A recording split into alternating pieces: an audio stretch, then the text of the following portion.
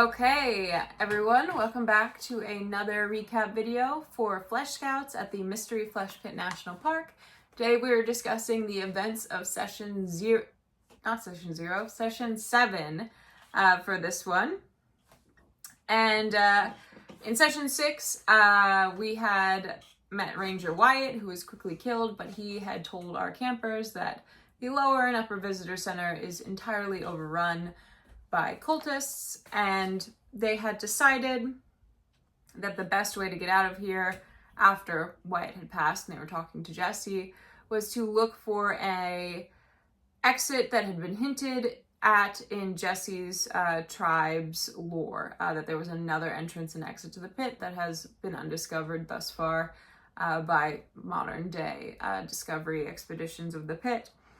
And we also had something happen with Jessie, which resulted in her floating in the air, and then all of our campers receiving some sort of power, magical power from whatever had happened. Hasn't been figured out yet. There have been some theories about it. Some people think that a flatworm that was over her face had put eggs inside of her, and that was causing her to do these things.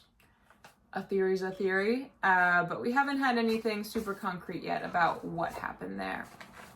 So, we started this session with some planning, how they were going to get to the northern bronchial forest, where Jesse thinks that probably the best chance of that mythic exit is what we'll call it. Or legendary exit. That's not a good name for it either. I'll figure out one at another time. So they game plan it. They look at a map. The map shows that no matter what to get to the northern bronchial forest, unless they want to go days out of their way, they're going to have to go past the lower visitor center that is currently being overrun by cultists. So they're trying to determine the best way to go about that and how they're going to solve that problem.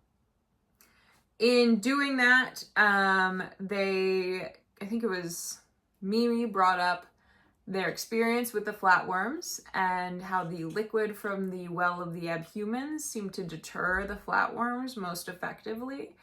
And it was suggested that they go back to the well of the abhumans, so they backtrack to collect liquid from the well and then bring it with them so that they can use it in case of another creature attack.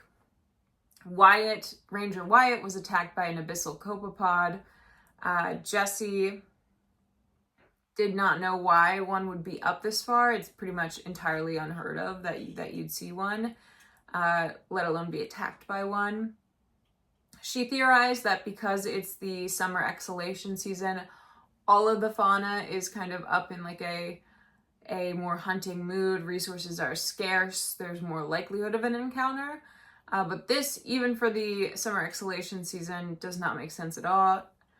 And she theorizes that it could be, if it is true that the cultists have killed everyone in the pit, except for the people they're taking hostage in the lower visitor center, if they've killed everyone, the sheer amount of blood and carcass piles that resulted from that has probably gotten all of the fauna in the pit in an uproar, super active, attracting a lot of things that's not usually attracted this far up into the pit with the normal level of human activity up here. So the campers are determined that might mean that they're going to have some more creature encounters, some fauna encounters in the pit. So they wanted to arm themselves a little bit better. And it was determined that how they wanted to do that, which I thought was an excellent solution to this problem, was they wanted to use their empty MRE packets, so their meal packets that came in a plastic pouch. They wanted to use those, fill them up with water, use a lighter to seal them, which they had gotten from the Roman candles that they looted off of the deceased body of, I forget his name, but the kid who snuck a bunch of Roman candles in from the arts and crafts group. They wanted to use that to reseal it, and then they have a bunch of these hand grenades of the well of the abhumans liquid. So that is what we did. We backtracked about 3 hours out of our way. Round trip. It was about an hour and a half there and an hour and a half back to where they had started. But they started on their journey to go do that. Before we left, we had a very heartbreaking discussion about Kabuto, the bone mite that had befriended the kids as he was gnawing away on Ranger Wyatt's leg. And with some prompting from Jesse, it was determined that it's probably for the best that Kabuto stays and no longer continues with the group now that things have gotten even more severe. And he, is a large bone mite that eats bones. So they unfortunately had to leave Kabuto behind. The MRE and water balloon, the MRE water balloons went well. They were able to fill up a good number. I think it averaged out to maybe like 4 or 5 per camper. Some had more, some had less, depending on how they rolled to seal them up. They also all decided to take a dip into the well, so to swim in the well, or, it's not enough to swim, but they just went underneath of the water in the well to hopefully act as some kind of deterrent to other creatures and to wash off the viscera and blood that they all had over them. So they all went ahead and did that. Some to lesser extents, some to other extents. And they started walking again. There's been a lot of walking so far in this game. They during their walk, they had some discussions about where they were going to go once they got up to the visitor center. And Jesse had said that we could cut straight across, but we'd be going basically right over the deck of the visitor center almost, so they'd be pretty exposed. Or they could take a little bit of a longer cut, but go around the circus clown chimus, and then they'd have a shorter distance that they'd have to be exposed in front of the visitor center to get to more cover, and continue on to the northern bronchial forest. So they determined that they're going to go around the route that took them along the back of the circus clown chimus, which worked out. Which was exciting to Spencer because that's a feature Spencer's been talking a lot about. And that led to a kind of broader discussion while we were walking about clowns and those kinds of things, which through being dodgy about questions, it was determined, and this is pretty much because Hallie, Spencer's player, had backed herself into a corner when not answering certain questions and answering certain questions. But it was determined that Spencer has a uncle who he's not supposed to talk about that was a clown but is currently in prison, and his mom doesn't want him to talk about his uncle to anyone. Which everyone then immediately assumed that Spencer is related to John Wayne Gacy, the famous serial killer. And so that became canon. So canonically, Spencer's mom was on the defense in this universe. Canonically, Spencer's mom was on the defense team that got O.J. Simpson off on the murder charges. And his uncle was John Wayne Gacy, who his mom could not get off for the murders.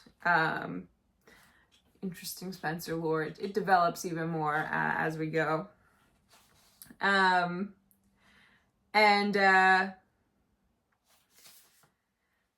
We continued walking, and we got to where the path that they were on opened up to a little bit more of a cavernous region, and right where the mouth of the lower visitor center was. So we kind of have this open playing field above that we're rearing around to. As they're coming around the bend, they realize that there's a cultist right at the mouth of the trail that they are on, who is kind of standing watch as well. So this is the first one that they've come in contact with, And they kind of shuffle on back around the corner to discuss how they're going to take care of this and what their plan is to get, once they get past the circus clown chimus and past this cultist, how are they going to disguise themselves so that they can make the last bit of distance to get to the cover and be in the clear away from the lower visitor center. So, some plans were developed. One, they had decided to be stealthy when they were making that last leg of their trip across the kind of cavernous out to the circus clown chimus. What they're going to do is they're going to use their AEM to cut a large section of the flesh pit out, a large thin section of the flesh pit out, and they were going to use it like when you hold up a bush in like cartoons or you have a canoe over you. So they're going to drape this piece of flesh wall over them, and they were going to go alongside the wall of the flesh pit, slowly shuffling all as one group and hope that they're not noticed. So they're going to camouflage themselves. And the more immediate issue was the guard, which a lot of debate was had about what to do with a guard. A good chunk of the game, of the session, was talking about how they were going to handle the guard. Jessie had some opinions about what she wanted the kids to do and what she wanted them not to do. And the kids ultimately decided that they're going to make Jessie teleport using using the powers given to Adam, where she can teleport within 30 visible feet. So Adam was going to have her teleport to directly behind the guard. She was going to use Gareth's knife, which Gareth had taken off of the cultist who they had found when they were looking at the arts and crafts otherworldly inspiration group that had been murdered. So Gareth gave Jessie the knife, and Adam had her teleport, and the kids all shuffled around while Jessie dispatched this cultist. And she drug his body back around the corner. The kids all got to see yet another dead body. And then there was some follow-up discussion had about, well, it's going to be very obvious if there's just a cultist body here for the next cultists that discover them, that this guy was murdered with a knife in the manner that Jessie had taken him out. So there was some discussion about how they were going to disguise the death of this cultist to make it look like an animal had attacked it and not a person. There was talk about cutting up his body into chunks, and everyone would carry a chunk and then they'd just leave a chunk here and there so that they couldn't determine what happened to him. There was talk of like trying to hide him somewhere. And what ended up happening, the goal that they ended up the solution they ended up settling on was that Jessie was going to disfigure with her weapons, disfigure this cultist beyond recognition, and they wouldn't know who it was, they wouldn't know what happened to him, those kinds of things. So that is what Jessie did. She sent the kids even further away and told them to turn around, while she spent several minutes creating lifelong psychological damage for herself to protect these kids and to give them a shot of making it out of this. So shout out to Jessie for that. She came back to the kids covered in blood and viscera, really a sight to behold. And they continued their walk. So they made their way around the circus clown chimus, which is this calcified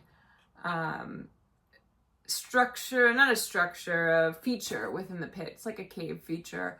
It looks like flowstone a bit inside of a cave, but it was a bunch of circus performers who fell into the pit and then were started to be digested to the pit, in the pit, I think in the 70s, I believe it was.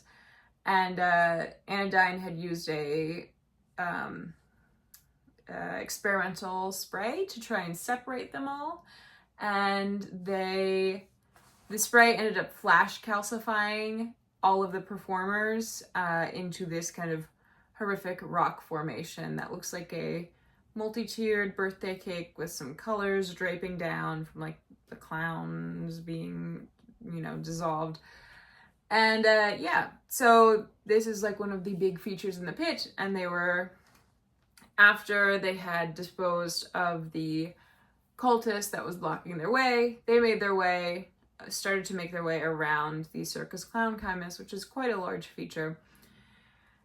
And while they were making their way around it, Spencer, who had been there quite a bit before, noticed something he hadn't noticed the last time that he was here, which was a tunnel at the base of the circus clown chimus. And it was a tunnel that was just big enough to fit like one person inside, one adult. And he pointed it out to the other campers. They got down and kind of shown their flashlights in. When they did that, one of them heard the sound, what sounded like a child crying. Just very faint, like way back. And when they shone their flashlights in, they could see the tunnel kind of split off in a few different ways.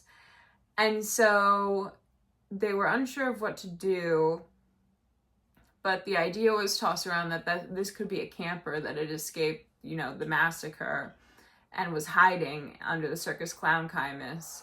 And if that's the case, then they definitely have to go in and try to rescue them. So that's how they decided to proceed. So they're all getting ready to head into this tunnel underneath of the circus clown chimus. And that's where we left it. So that is the end of session 7. And we will see what is waiting. And if they are able to rescue this camper that might be in the circus clown chimus. So very exciting. Looking forward to the next few sessions and what else the campers uncover about what's going on in the flesh pit. Thank you for watching. If you have any questions, leave them down in the comments below. If you have any thoughts, leave them in the comments below. Love to hear from you guys. And again, I want to give a shout out to our friends at Flag Zone, the large flag department. We love to see it here. You guys are loud and clear in our fan base, so shout out to you guys. And yeah, hope you guys have a flesh-tastic week.